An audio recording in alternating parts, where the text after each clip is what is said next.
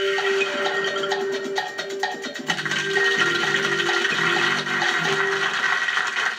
back. Yes, it was Princess Beatrice, Princess Eugenie. Well, just before the break, it was a very tough number problem. Both our contestants were, well, if not defeated, then certainly they didn't come up with an answer.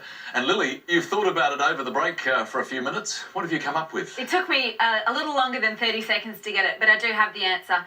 Now, 25 plus the 3 and the 6 gives you 34. Now, 34 by 10 is 340. 340 minus the 9 is 331. And 331 by 3 is 993. It certainly looks like more than 30 seconds worth. Well done, Lily. And it was a particularly big number to try to crack. Now, speaking of trying to crack things, we were talking yesterday, David, about the Yakuza. But some criminal behaviour slightly closer to home today. Crimes on our street, in fact. We have mugging, of course, which we all know, and that is thought to be derived from the idea of mug being face, and essentially a crime that is face-to-face. Now, that's mugging. But then there's chugging, which is a blend between charity and mugging, and it describes those overzealous people who are collecting for a charity, and they might buttonhole you in the street or at a median strip. Moving into the crime area of fraud, is sugging, which is essentially selling under the guise of market research. Now, this is entering areas of fraudulent activity, whereas I might be collecting details and data from you, but essentially I'm trying to sell you a dictionary. Would you like to buy a dictionary? From you, yes, absolutely, to persuade me.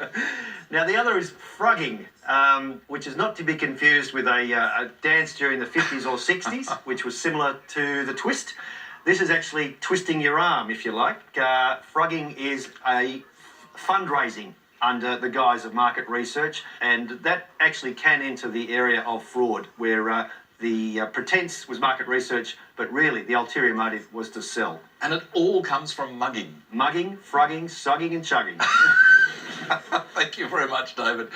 Let's have a look at these scores before we go any further. David is well ahead on 24 points. It's a chance, though, for Beckett to get back into action with our next letters game. And, Beckett, would you like to choose some letters for us, please? Certainly, and hopefully I will. Consonant, please. Thanks, Beckett. Let's start with a G. And another one, please, Lily. D. And a vowel, please. O.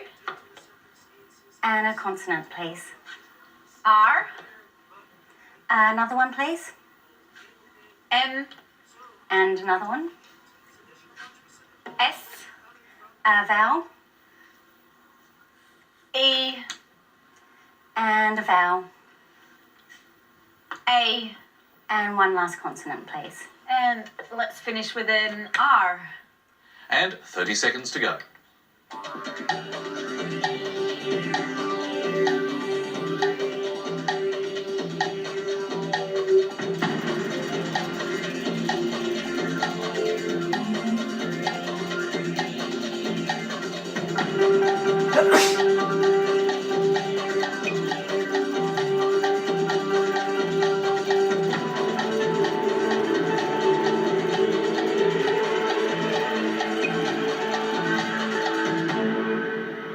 Well, Beckett, it's tough to make a comeback when last time your opponent scored a 9-letter word. How did you go this time?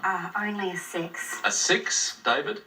Try a 7, Richard. An optimistic 7, but Beckett, what was your 6? Dreams. Dreams. Very Well, let's lucky hope to get some they come points. true. Absolutely. David, what was your 7, was it?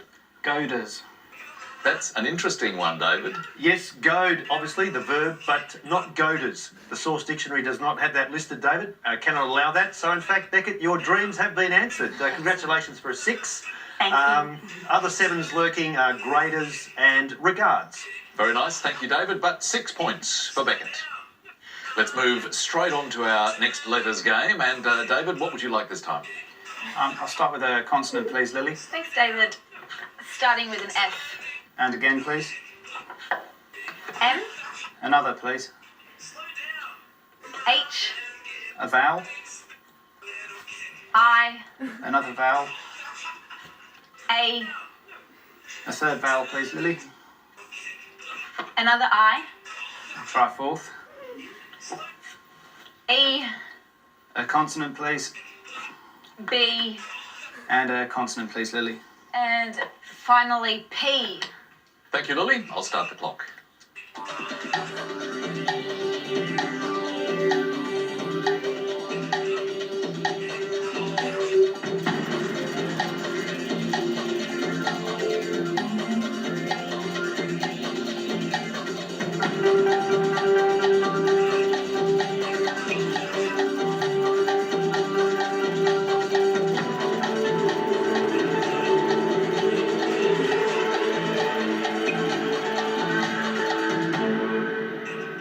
So, David, how did you go this time?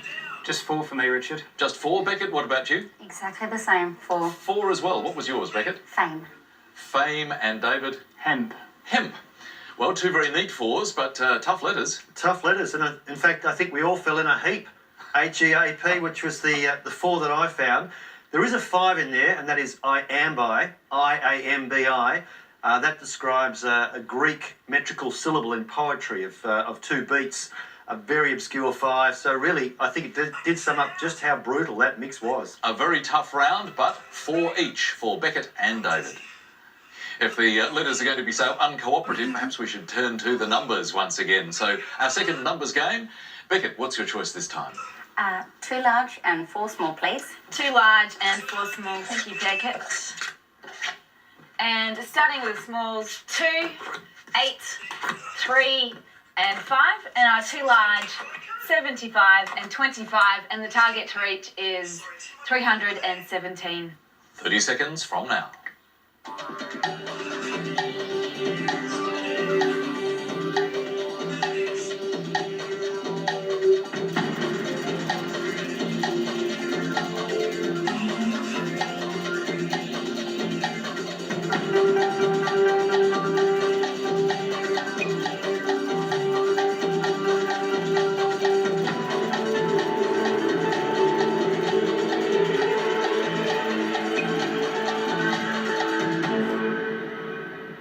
So, Beckett, how close did you get? 1 off 316. Just 1 off the target. David, how about you? Nothing from me, Richard. Not this time. Okay. Well, Beckett, could you take us through your method, please? Okay, so first of all, I did 75 plus 25 75 plus the 25 is 100. times 3. By the 3 is 300. And then 8 times 2, just separately, 8 by the 2 is 16. and added that to the 300. Add that on is 316. So, nicely done. Just 1 off the target. So, what did you think, Lily? I'd have the precise answer. Now, 8 divided by 2 is 4. 4 times 75 plus 3 is 312. Add the 5 is 317. Very neat indeed. Thank you very much. So 7 points to Beckett, meaning that Beckett is now on 17, David on 28. Time for our next break, and that means another word mix, and this time it is vacua tea. And the clue, this is not a drill. See you in a moment.